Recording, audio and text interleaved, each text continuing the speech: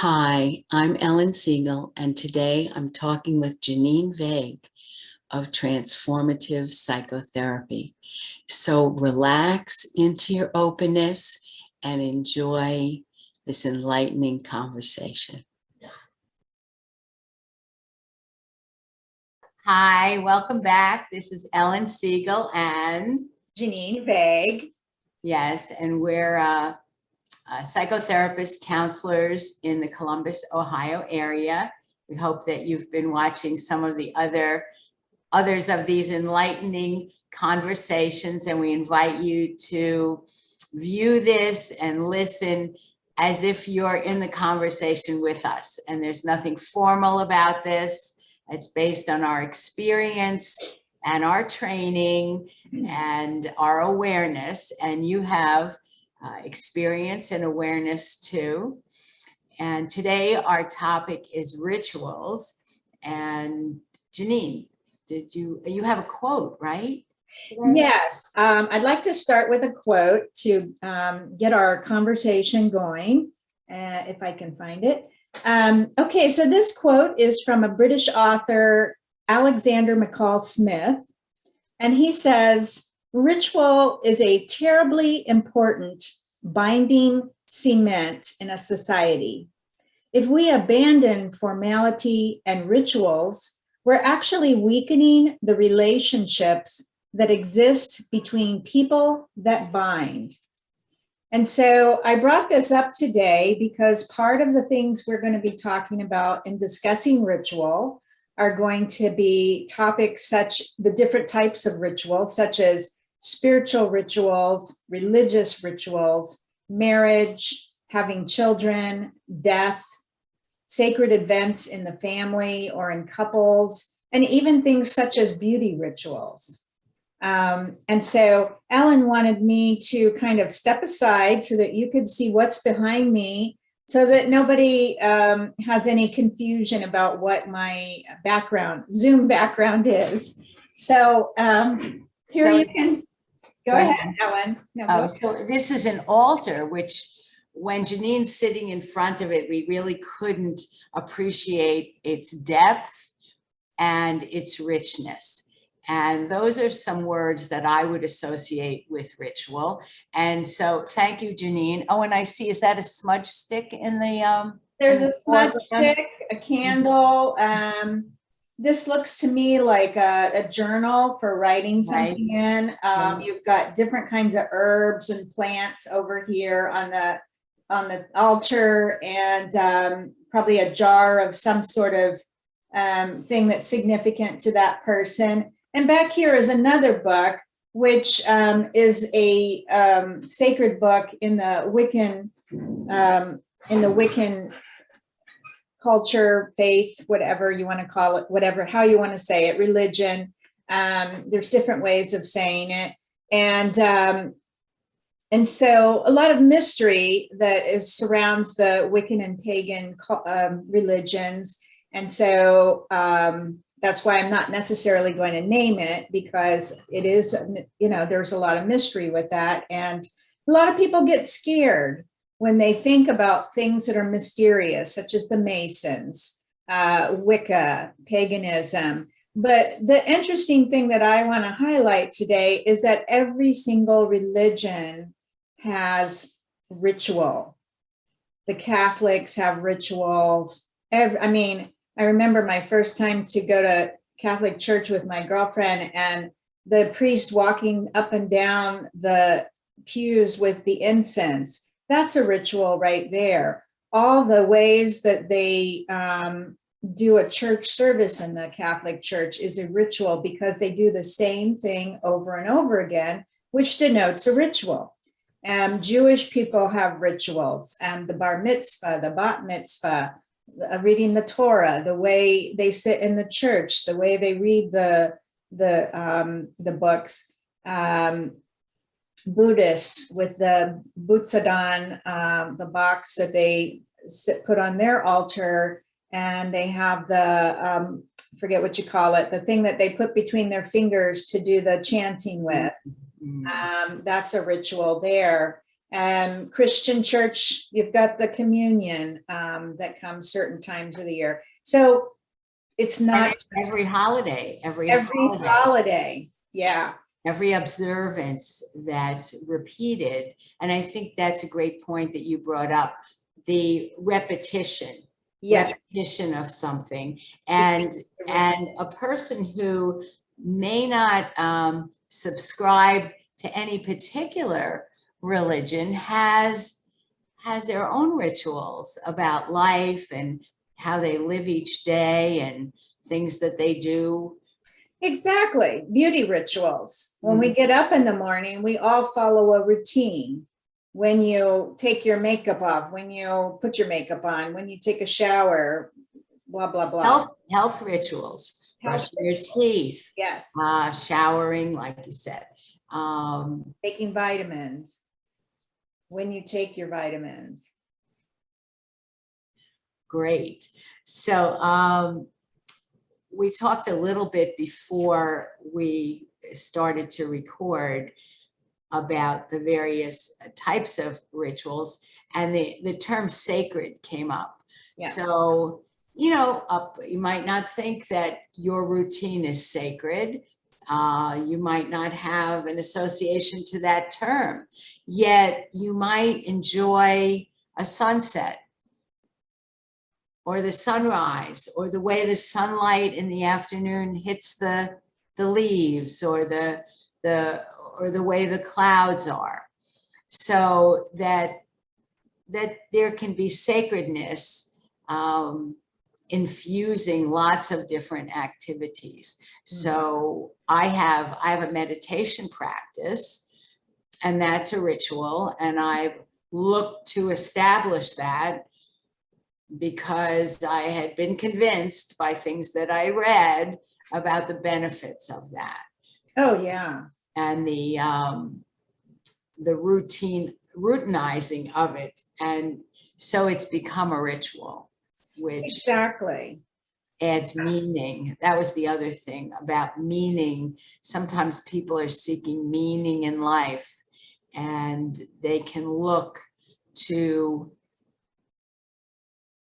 certain things that they appreciate in life that they do repeatedly. Yeah.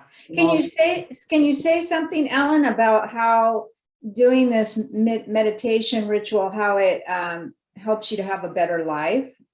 Well, yes, under the umbrella of meditation is implied becoming calm, toning down the monkey mind, the mind chatter. In Paramahansa Yogananda's style of meditation, he calls it scientific meditation. And I really like that because in his teachings, he gives the meanings, how breathing, not all, how the calming breathing actually oxygenates your blood and removes carbon dioxide from it. So it actually has a physical component to it. And there have been studies on people's blood pressure and anxiety and things like that that are calmed through cultivating a practice of meditation. There's the idea also that the rest that your body experiences when you're meditating has an even more compelling, rejuvenating benefit than even sleep at night. So there's lots of things people can research about that. Mm-hmm. I've really embraced it as a sacred ritual, and it's my own personal one because I'm not in my circle in the household I live. I'm the only one who does that. Mm-hmm.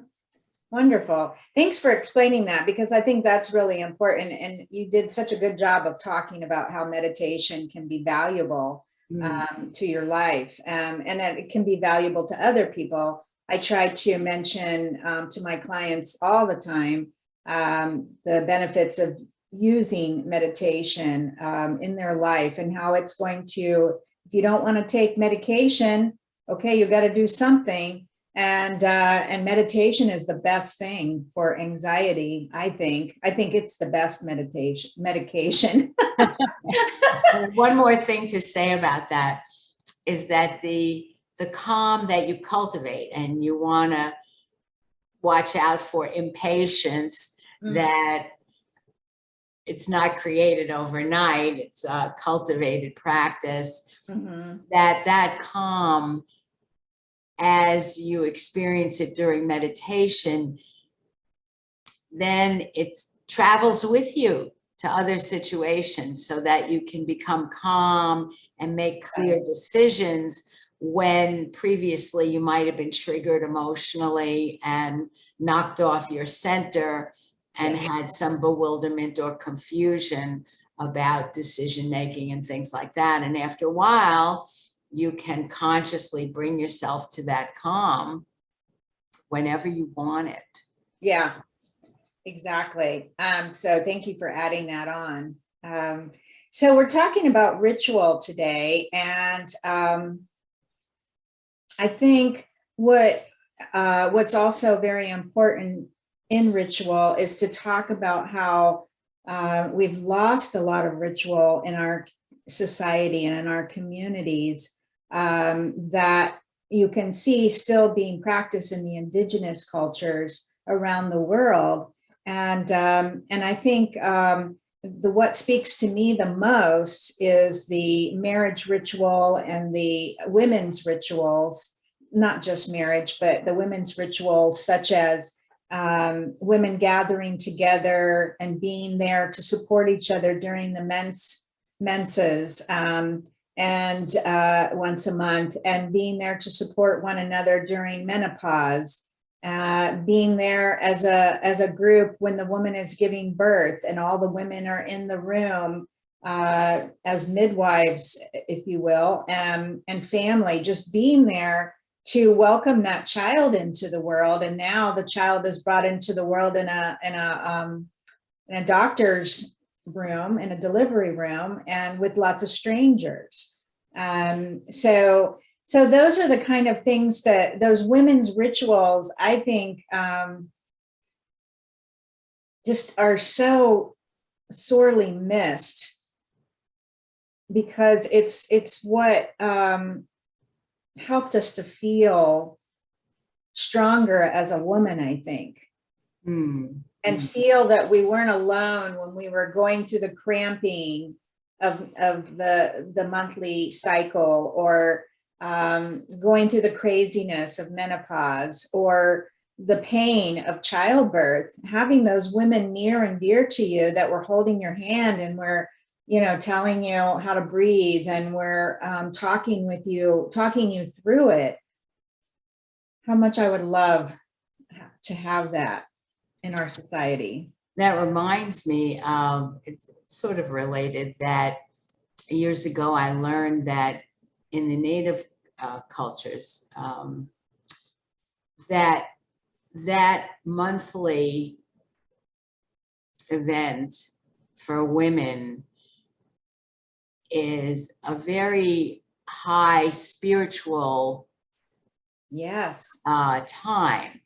And so when women would gather together, and actually living in a community, close community, I heard that even the menstrual cycles got synced up together. Yes.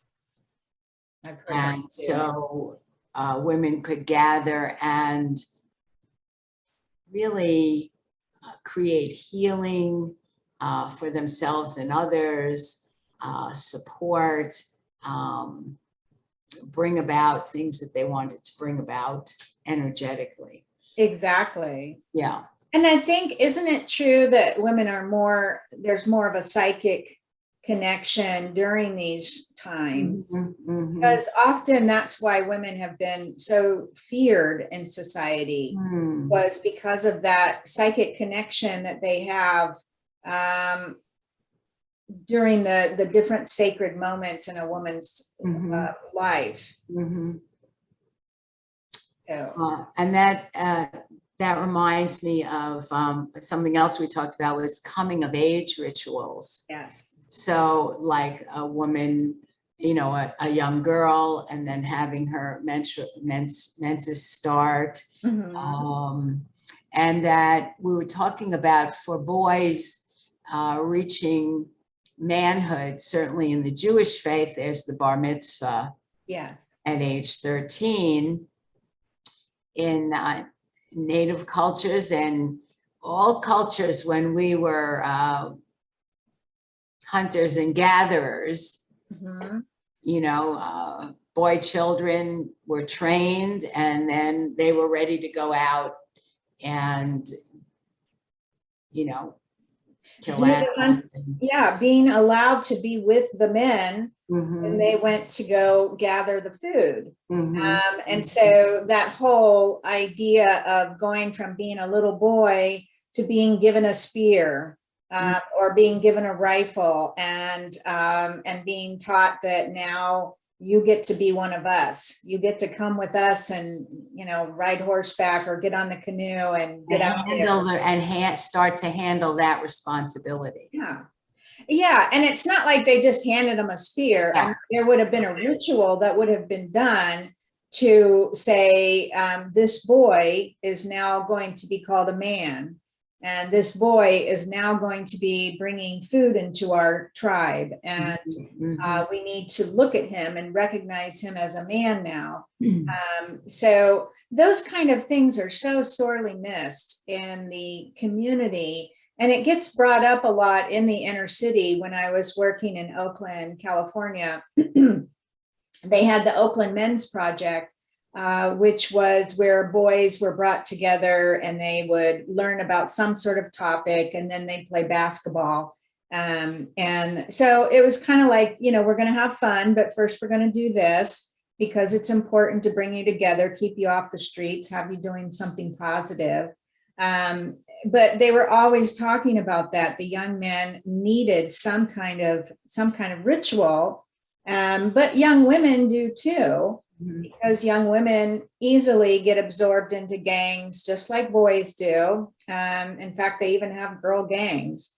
But also to keep them from being in, not having respect for themselves, so that they end up looking for a boy to respect them and to end up getting pregnant and things like that. I was a part of a women's group in California called Girls for a Change, which I absolutely loved, because in that group, we would work with young women, and each year we would create, the girls would decide on what the project was going to be for the year, the school year, and whatever that project was going to be, then the whole year was spent preparing for it, and then they would deliver the project to the community in one way, shape, or form, depending on what it was. So the lovely part about that was when we would gather together as a big conference, you did not see pregnant girls. You didn't see girls doing gang signs. There was no indication that that was even going on, because these young girls were given a resource, a place to gather with other women and to be considered as intelligent, smart young ladies that could come up with really important ideas that were going to change their community. So they had respect for themselves, and they weren't turning to boys the way they used to. And they weren't turning to gangs or drugs or alcohol, because they had a reason for being. So, yeah, so I've seen things like that in action, and how it really turns people's lives, children's lives around. So that's why I think mentoring programs are great, or, you know, if someone has an opportunity to apprentice with someone who's has expertise and sort of, and then becomes skilled enough Exactly. to become a practitioner or a craftswoman in that particular area. Yeah, we were talking about that off camera, about the apprenticeship and how valuable that was to a young person, because it was a way, it was sort of a ritual coming of age moment for a young person to apprentice a skilled laborer. And when that skilled laborer, it's no different than somebody being ready to be handed the spear or the rifle. With the apprenticeship, they would be working with a highly skilled master craftsman and would be learning that trade.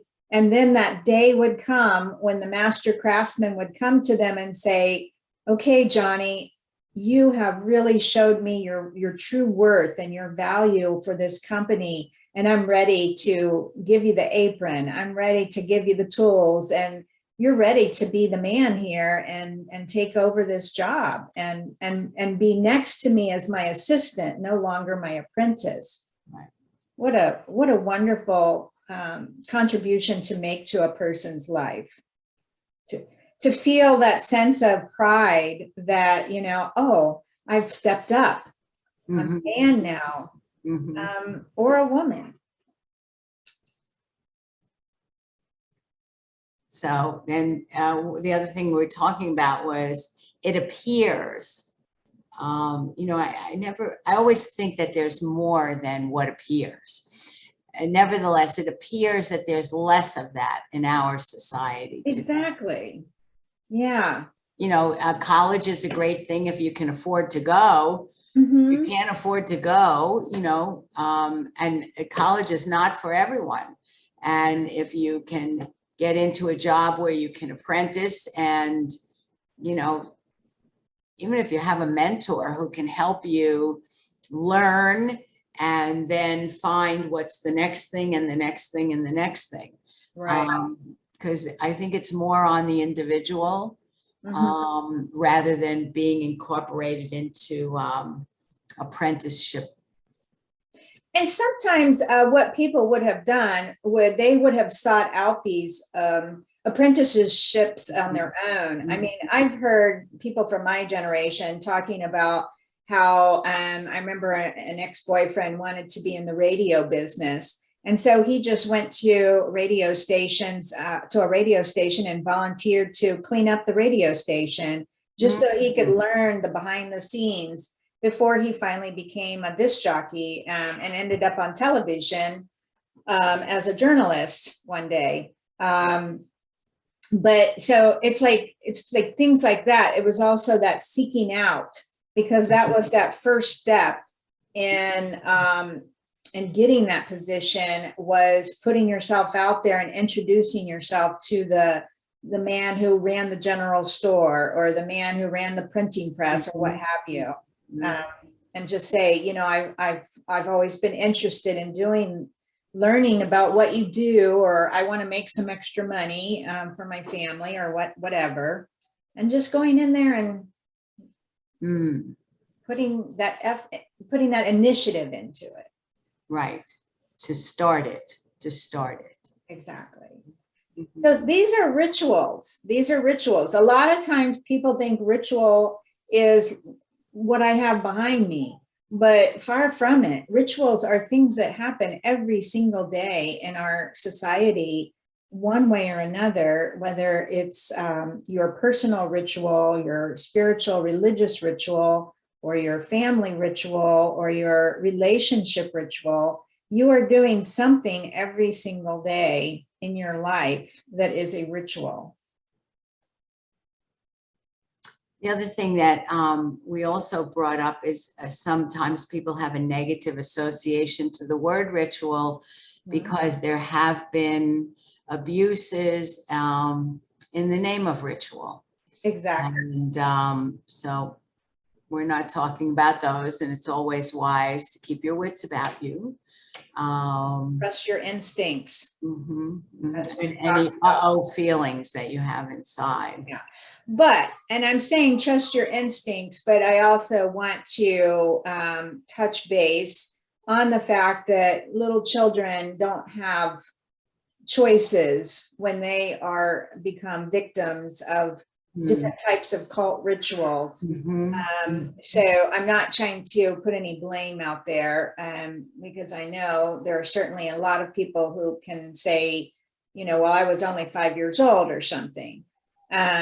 So yes, we also want to highlight in this discussion about ritual that there are negative connotations that can be associated with it, but like with anything else in life, there is bad and there is good.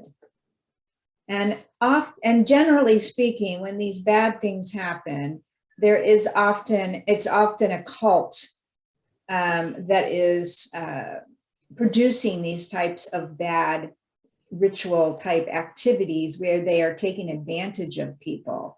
So whenever I'm talking about spirituality and ritual and religion, I'm never talking about a cult status, or that I'm saying that that's a great thing that should be done. So we just wanted to point that out to people who are victims of situations like this, or survivors of situations like this. Right. This conversation is about the positive and the well-meaning and the wonderful and how it changes your life. The other thing I'm thinking about is for people who are parents, let's say young parents, to think in terms of that the patterns of your life with your youngster are creating certainly memories for them and rituals. I remember our son, he loved this. I don't know, we were just habituated. We went to a particular efficiency motel by the beach every year. Mm-hmm. And I guess I was surprised when he became engaged. He couldn't wait to take his fiance to show her where he had spent summer after summer. And, to us, it was a low-cost place. It got us to the beach. It had a kitchen. It was easy to do with a baby, a youngster. And for him, it was a huge ritual that in some ways he looks to duplicate for himself and his family in their way. Yeah. So that sounds beautiful. I know that's what's sad for me is all the rituals that I grew up with that no longer exist, because and what I'm thinking about in particular is the Hungarian church that I was involved in.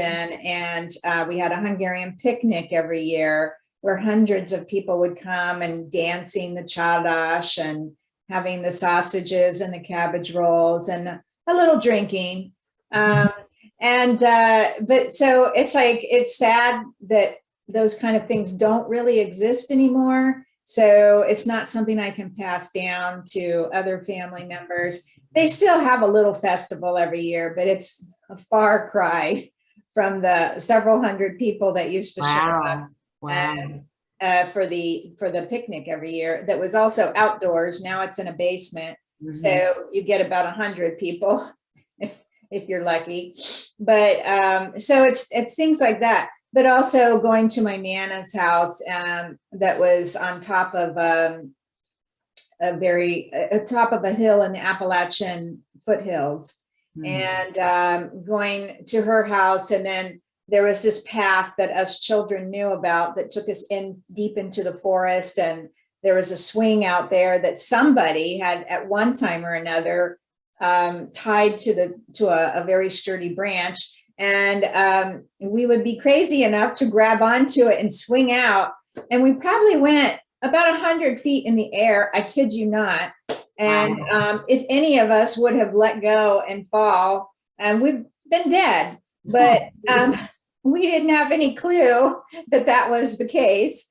And thank God that rope lasted all those years that we were growing up, and traveling up to the forest. But so it's like things like that, well, Nana and Dobby, they've died now. So many years ago. So it's not something I can take my grandchildren, because then I'd be at somebody else's house, and I'm sure they're not going to let me traipse through their backyard to show my grandchildren the forest we used to climb through.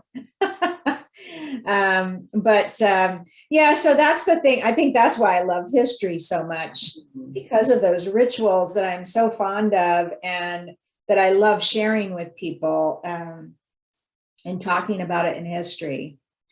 So the other thing I'm now thinking about is in the psychotherapy and coaching practice that I have, that there's and also do some hypnotherapy, that in some of the processes, we're actually, when a person is ready to let go of something, sometimes it's, for somebody, it's writing it on paper and ripping it up.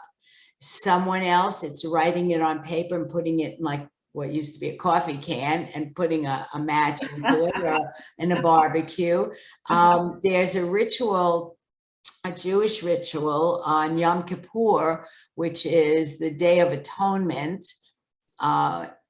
in the fall, sacred day, where, and I think it's not just it's an Orthodox ritual adopted by less Orthodox Jews also, where you cast your transgressions, the things you want to let go of, onto a lake.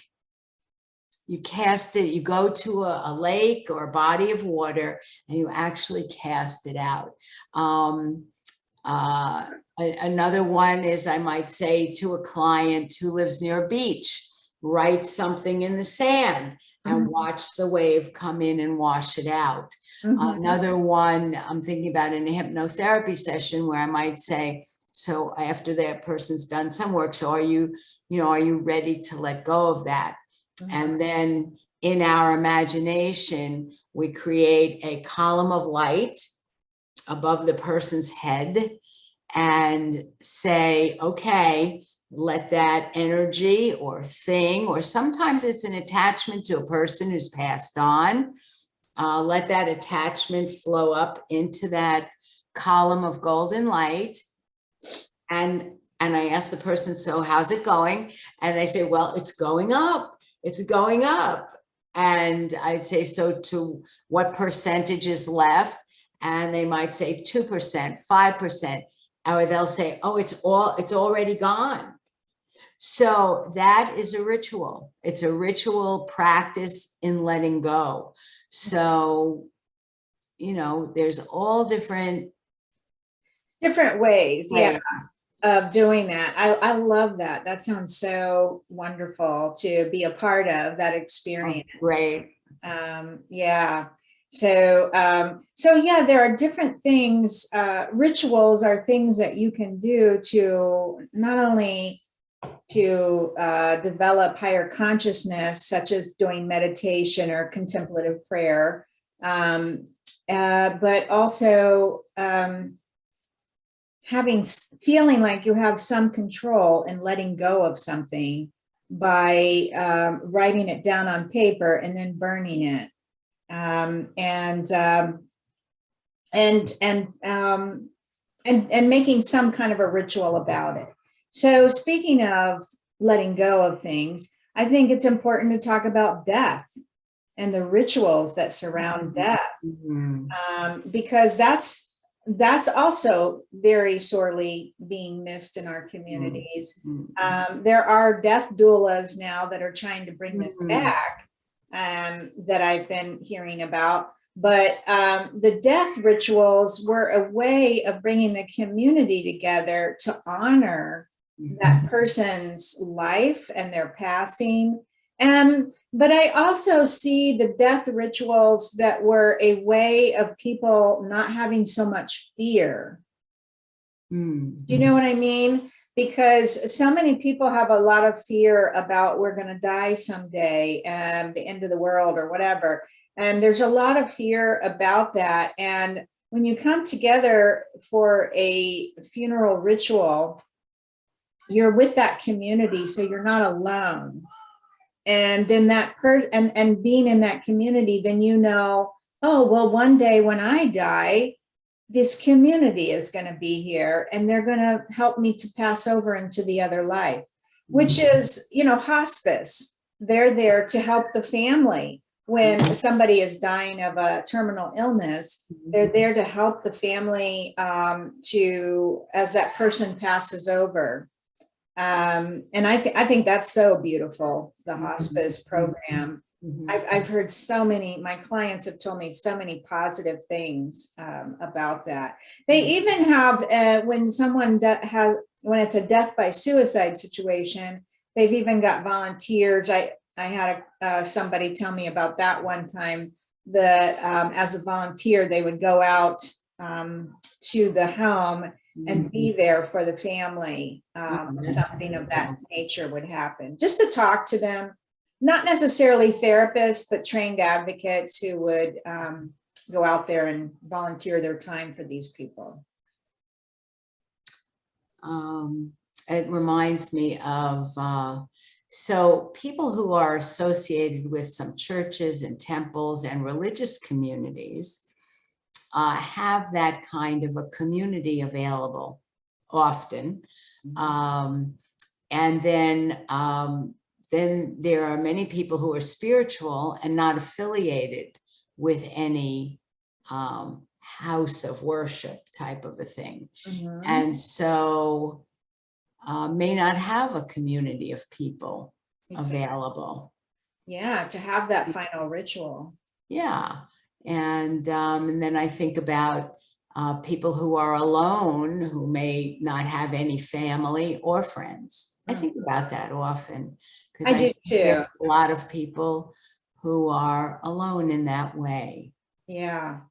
And that's very sad. And speaking of which, that was one of the things that bothered me so much about the pandemic, was all those people whose lives were taken away one way or another and had no one there in the end. Yeah. That just affected me so much, more than anything else. But also my clients that have come in to cry in front of me because they were unable to be next to their loved one when they died. And just that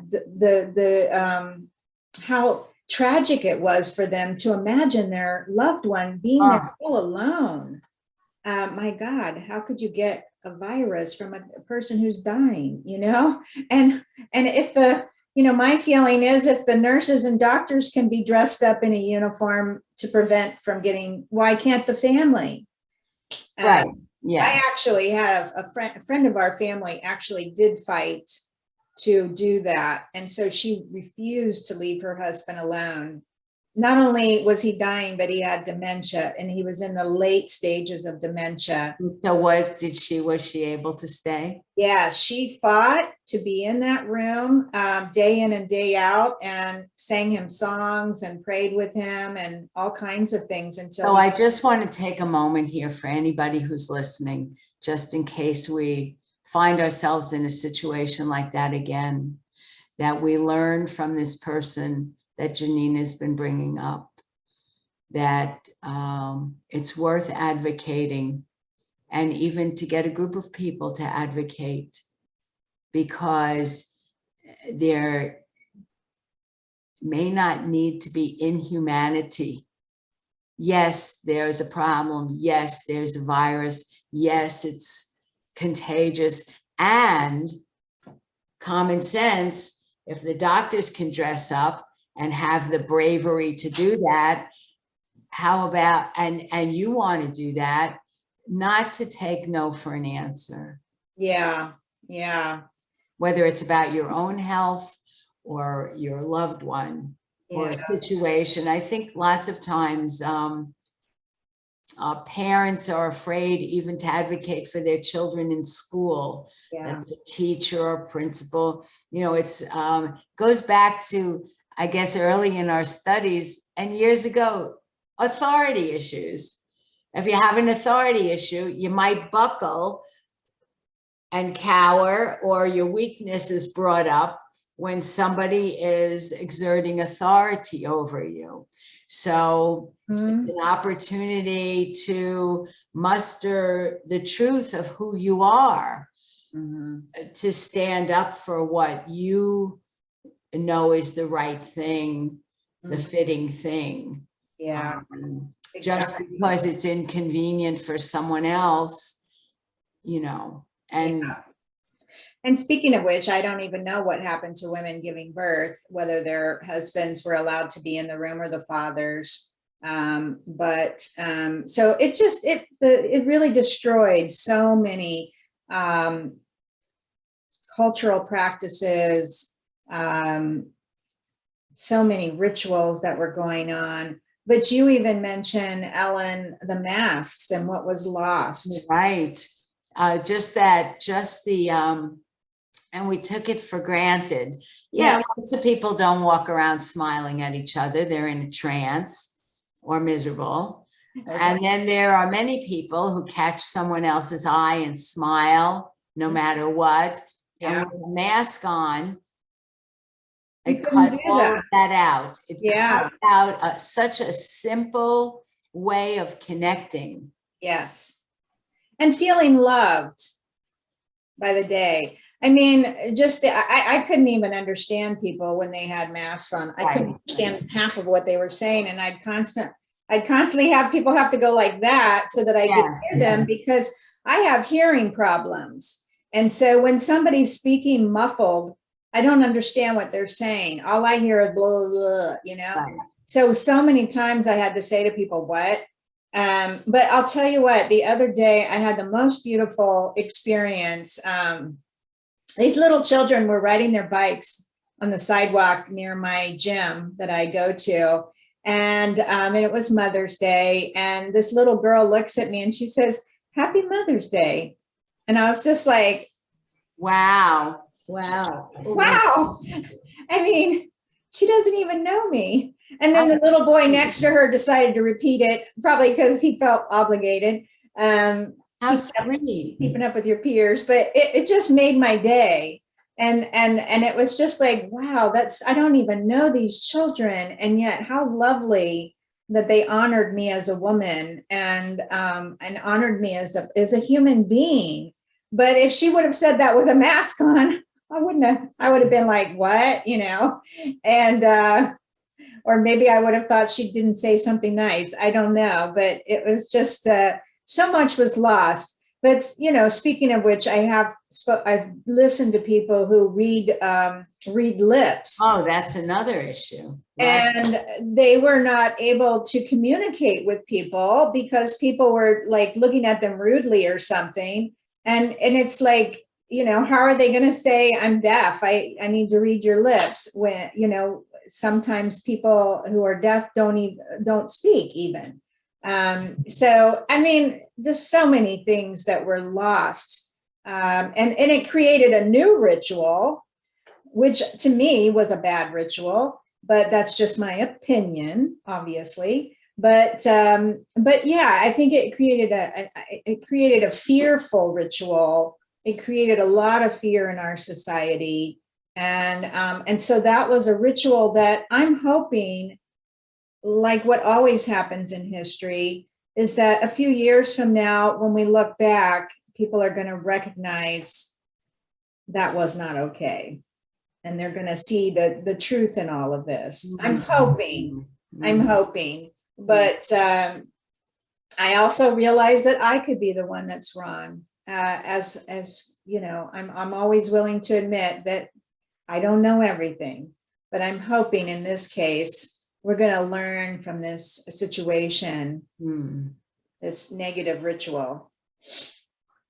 Yeah, I think awareness is key, and definitely, and the humility that you're expressing. Yeah. To know that I don't have to be right, and I might be, and that other people. That's why having different views voiced is really important. Yes. And So- like we talked about critical thinking in our other video, Mhm. having critical thought. And even like with ritual, maybe the ritual is not the right ritual for you. Right. Maybe you're, I've known people, I've been involved in initiations, kind of situations, and something as harmless as an initiation, going from, what was it? What was in our graduating class was going to a counseling center. And we had this initiation that was put together for new psychotherapists coming to do their practicum. But a couple of people got scared because they didn't really know, they were afraid of what was going to happen and that sort of thing. So, and that's their prerogative. But it actually was something very harmless and beautiful. But if people have been a victim or a survivor of some sort of negative cult practice or ritual, they're going to be afraid of things like this. Yeah. Yes. But I find those kind of activities to be beautiful. But I remember all the way back, the first time I recall being involved in a sacred ritual was in Girl Scouts. I was just thinking that. Did you? Yes. Yeah, going from brownies to Girl I Scouts. was just thinking about that. Bridge that you walked And over. it still gives me goosebumps. And that there was a mirror on the floor like a lake they had. Oh, yeah. I do remember something that was like a lake. And you walked over that bridge. And as you were walking over that bridge, you were becoming older girls that were now going to be representing the Girl Scouts. That's right. Yeah. And you knew that you were like being recognized. Oh, it was a big deal. Oh my God. It was like a big deal. Even becoming a brownie. Yeah.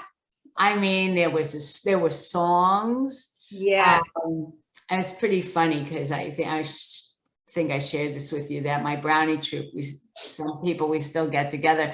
And when we first got together, because one of the women in this gathering, her mother was one of the leaders. And at that time, the mom was still alive. She was in Florida, and we spoke to her on the phone. And we all sang. I mean, I didn't remember the words until the others remembered the words. Then I remembered the words for some Girl Scout song. Yes. It's so weird.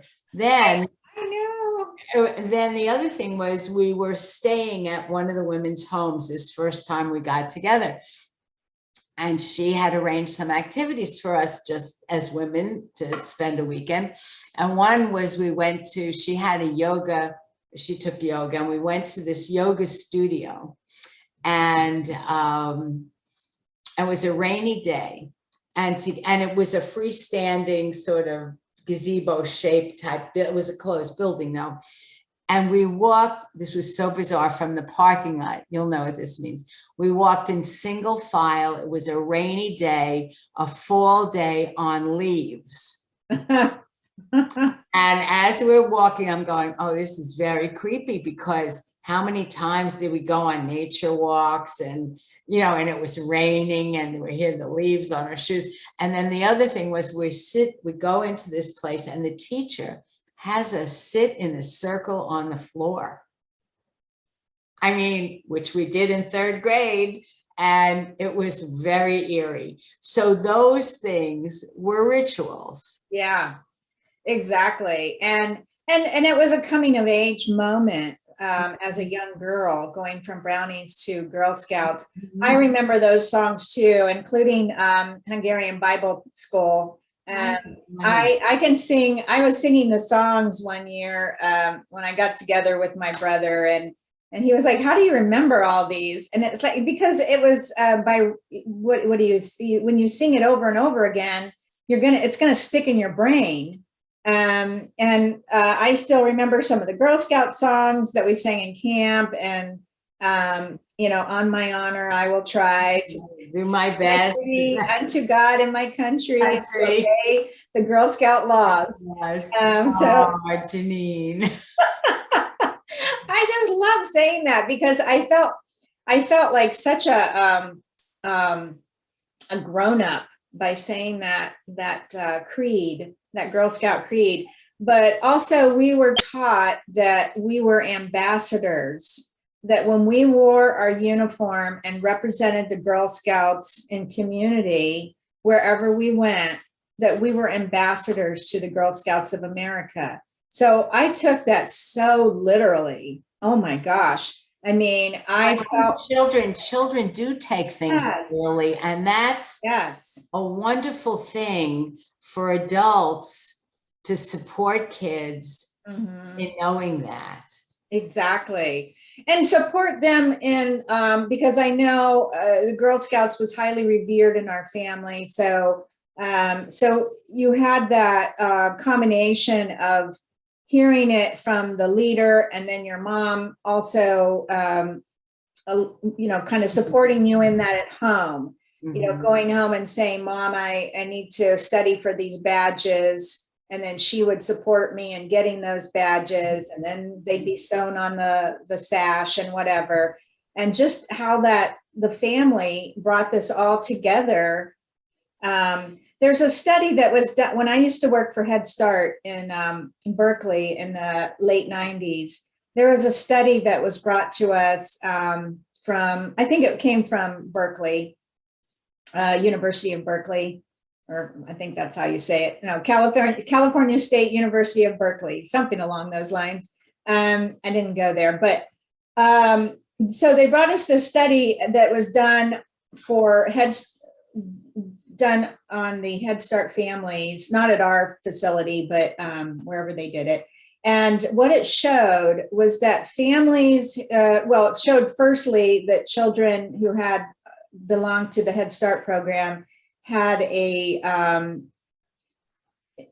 had such an impact on them going through school to have that Head Start. But it also was showing that when families stayed involved with their children's schooling, going to PTA, being a room mother, being involved with Girl Scouts, all that sort of thing. When the parents stayed involved, the children's likelihood of staying in school until 18 was more likely to happen. It was more stronger. So that family ritual of being involved one way or another, supporting their children in school, finding school to be of purpose and value, it assured that the child was not going to drop out. Mm. So I love that study. I wish I could have kept it and so that I could have it for today to pass out to people. But just telling people, I guess, is enough too. That it is that ritual is important for young people.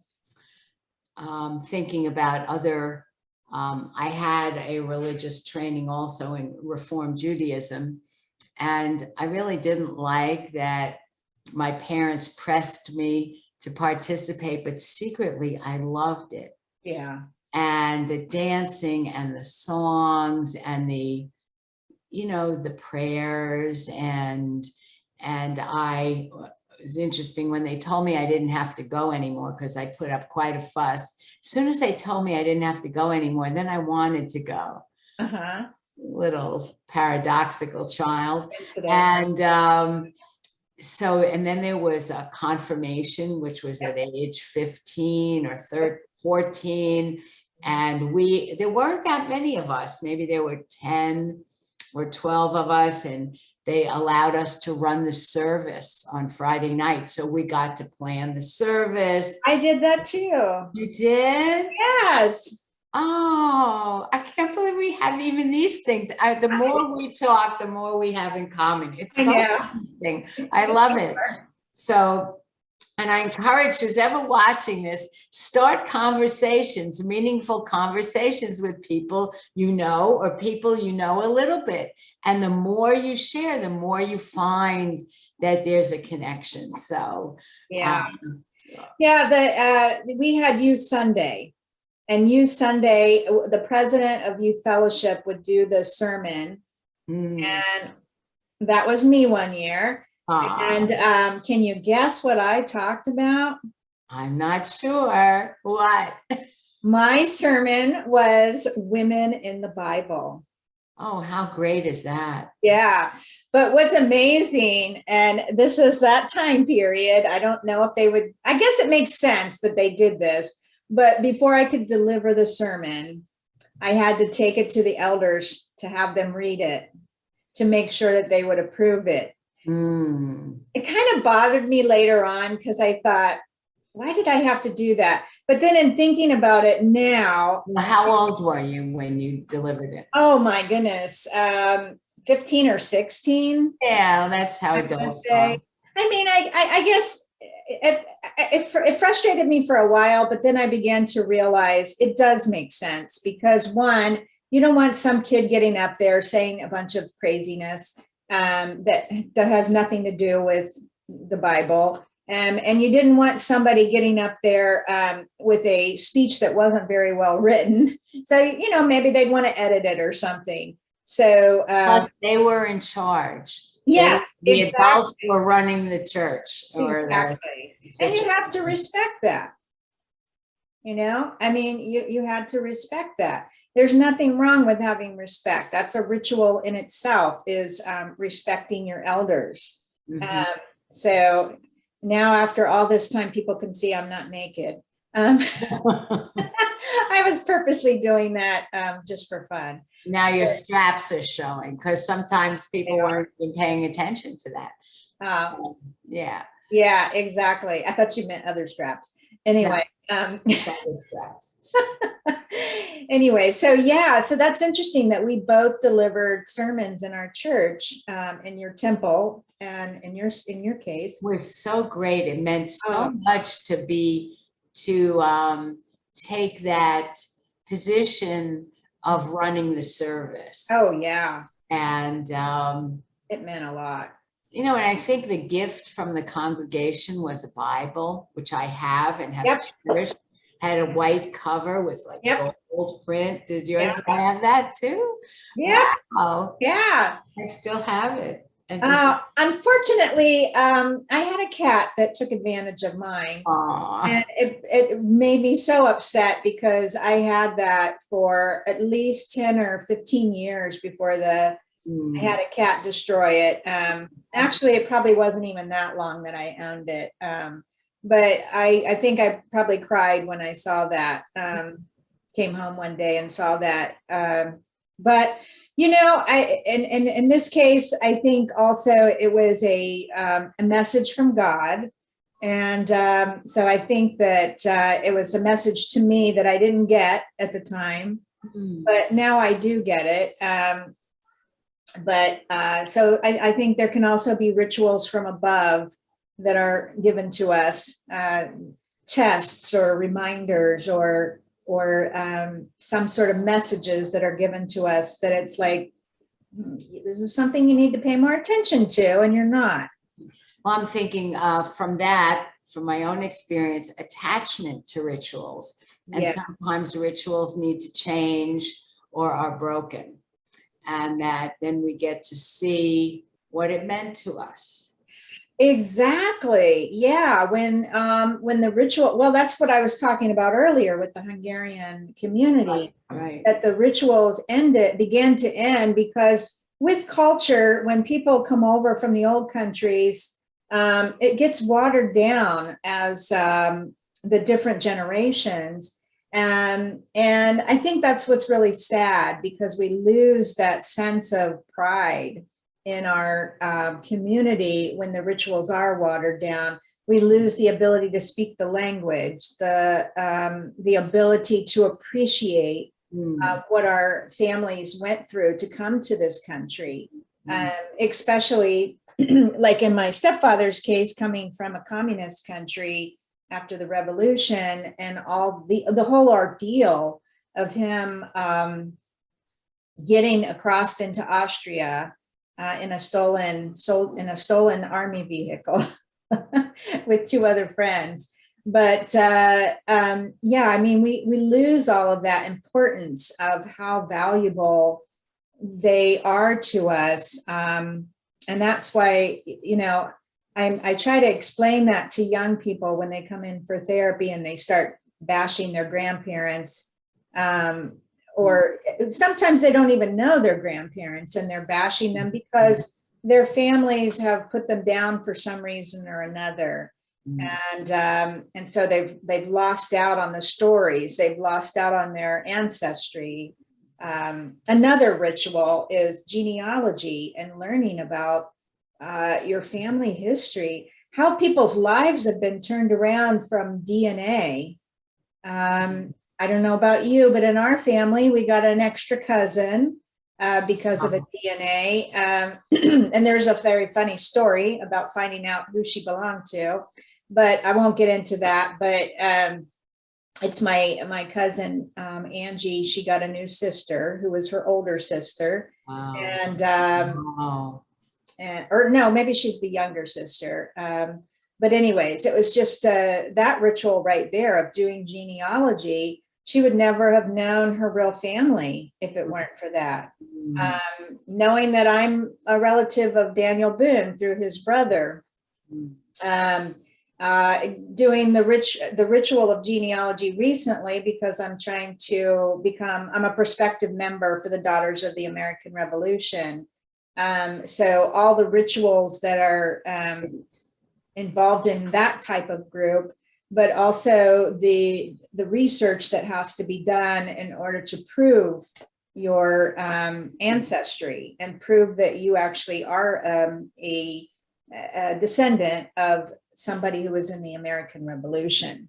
That's great. Yeah. So what else? Do we leave anything out at this point?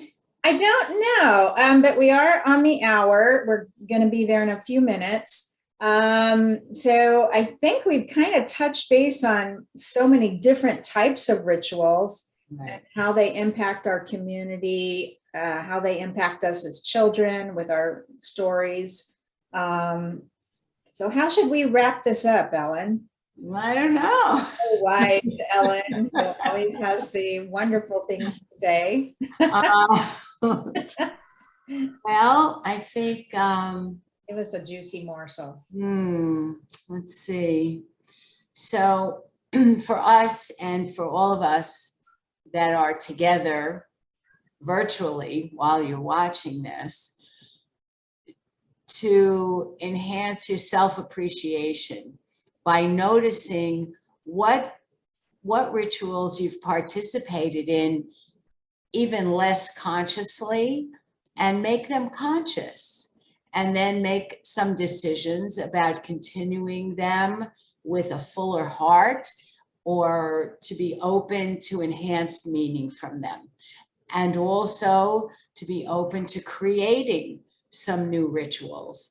And if you happen to be a grandparent who has an opportunity to start a relationship with a grandchild, that there are certain things that you can do in a repeated way, whether it's reading stories or going to the park or something for the two of you, that can become a ritual that can anchor you both into richer meaning in your life. So that's wonderful. I love that. So staying conscious of the rituals that you're involved in. And if you're doing any type of coming of age moment, thinking about how you can orchestrate that coming of age moment with your child, with your grandchild, with your getting married, giving birth. Think about how you can make that a conscious ritual by putting it together in such a way that it's celebrating this life-changing moment. And that's going to create memories. It does not need to cost money. It just needs to be something valuable that you make or that you say in that moment that is going to leave a sacred memory in people's minds about that ritual. That's beautiful. That's beautiful. So we'll see you next time. Tune in. If you haven't seen our other recordings, tune into our YouTube channels, and we'll see you next time. Thank you for coming and joining us. Yes. Bye-bye.